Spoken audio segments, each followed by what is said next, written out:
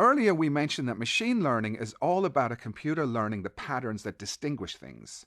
Like for activity recognition, it was the pattern of walking, running, and biking that could be learned from various sensors on a device.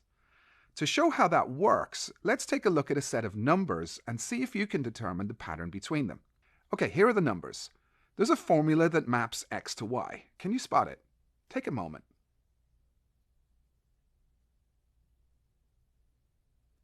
Okay, well the answer is y equals 2x minus 1. So whenever you see a y, it's twice the corresponding x minus 1. And if you figured it out for yourself, well done. But how did you do that? How would you think you could figure this out? Maybe you can see that the y increases by 2 every time the x increases by 1, so it probably looks like y equals 2x plus or minus something.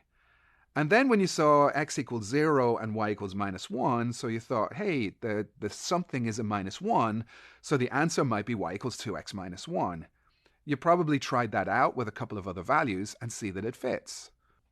Congratulations! You've just done the basics of machine learning in your head. So let's take a look at it in code now. Okay, here's our first line of code.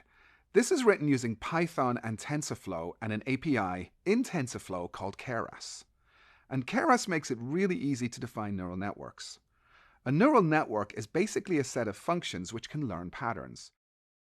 Don't worry if there are a lot of new concepts here. They will become clear quite quickly as you work through them. The simplest possible neural network is one that has only one neuron in it, and that's what this line of code does. In Keras, you use the word dense to define a layer of connected neurons. There's only one dense here, so there's only one layer, and there's only one unit in it, so a single neuron. Successive layers are defined in sequence, hence the word sequential. But as I've said, there's only one, so you have a single neuron. You define the shape of what's input to the neural network in the first, and in this case the only, layer, and you can see that our input shape is super simple, it's just one value. You've probably seen that for machine learning you need to know and use a lot of math, calculus, probability and the like. It's really good to understand that as you want to optimize your models, but the nice thing for now about TensorFlow and Keras is that a lot of that math is implemented for you in functions. There are two function roles that you should be aware of though, and these are loss functions and optimizers. This code defines them. I like to think about it this way. The neural network has no idea of the relationship between x and y, so it makes a guess. Say it guesses y equals 10x minus 10. It will then use the data that it knows about, that's the set of x's and y's that we've already seen, to measure how good or how bad its guess was. The loss function measures this and then gives the data to the optimizer, which figures out the next guess. So the optimizer thinks about how good or how badly the guess was done using the data from the loss function. And then the logic is that each guess should be better than the one before. As the guesses get better and better and better and accuracy approaches 100%, the term convergence is used. In this case, the loss is mean squared error, and the optimizer is SGD, which stands for stochastic gradient descent. If you want to learn more about these particular functions, as well as the other options that might be better in other scenarios, check out the TensorFlow documentation. But for now, we're just going to use these. Our next step is to represent the known data. These are the x's and the y's that you saw earlier. The np.array is using a Python library called NumPy that makes data representation, particularly in lists, much easier. So here you can see we have one list for the x's and another one for the y's. The training takes place in the fit command. Here we're asking the model to figure out how to fit the x values to the y values.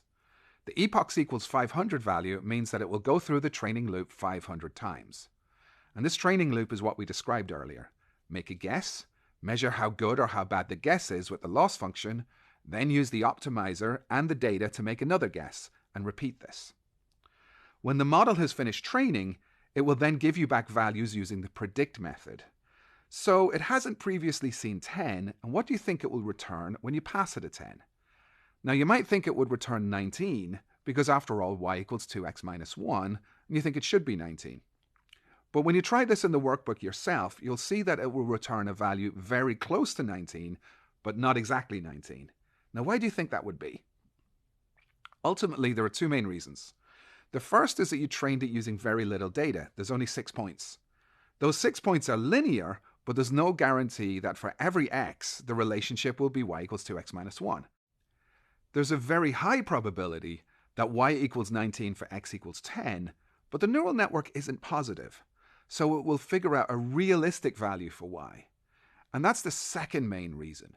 When using neural networks, as they try to figure out the answers for everything, they deal in probability. You'll see that a lot, and you'll have to adjust how you handle answers to fit. Keep that in mind as you work through the code. Okay, enough theory. Now let's get hands-on and write the code that we just saw, and then we can run it.